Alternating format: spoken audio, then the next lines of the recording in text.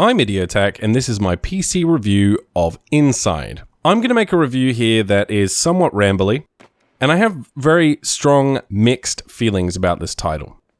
It's a great game from the perspective of someone who likes atmosphere, from the perspective of someone who likes and can appreciate animation quality, particle effects, and aesthetic and artistic quality in video games. It's not so good when it comes to its gameplay. Now, it's a lot easier than Limbo was, and so if you've played Limbo in the past and you thought maybe it was a little too challenging, required too much on trial and error, this game does attempt to resolve those issues, and it does so well. It's not a difficult game. It will not give you a sense of mastery. If you play video games for challenging mechanics, if you play video games to feel some sense of achievement, this game really doesn't offer that. The puzzles are well designed, the platforming's decent, it's a puzzle platformer by the way for those of you who don't know. But it never felt challenging once. I never felt like I was stuck, which in a sense is a good thing because it didn't lead to frustration, and that does serve the key focus of this game, which is its environment, which is its atmosphere, which is its storytelling. Now let's talk about the story, because for me, this game kind of did a bait and switch. I was playing the game, it was beautiful, the atmosphere was wonderful, it made me want to know what was going on in this world. The problem with this game, fundamentally for me, is it's a game that doesn't focus on gameplay mechanics, it's a game that focuses on storytelling and atmosphere, and that's fine with me, and I don't care about the length of a game. If a game is good and it's only 3 hours long, I don't care, that doesn't bother me at all. What bothers me about this game is that its focus clearly is on its atmosphere, clearly is on its storytelling, and yet that story is so vague and so poorly explained, and intentionally so, that it left me feeling incredibly unsatisfied.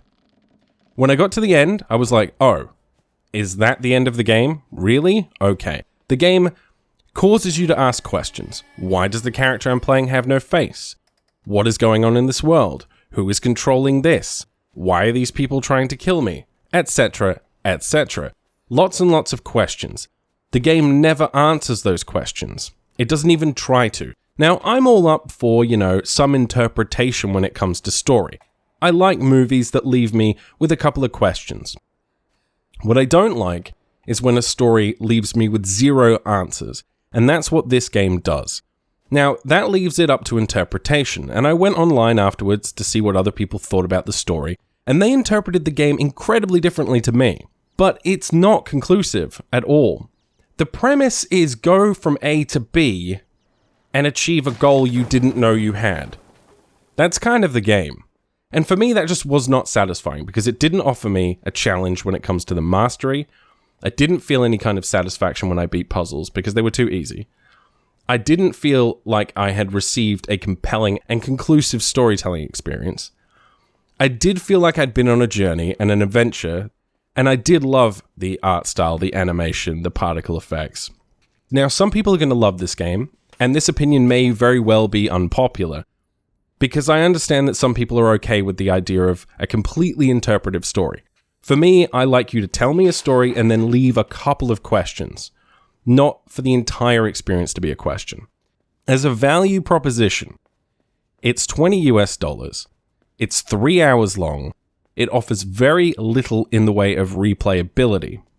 It has really good art, really great animations, an incredibly intriguing world, and in my opinion, a very unsatisfying story. It's hard to recommend. It really is. If you found this video helpful or useful in some way and you want to support this channel, you can like, comment, share, and subscribe. And if you want to support me financially, you can do so on Patreon. You will find a link in the description box below. As always, thank you for watching, and I will see you guys next time.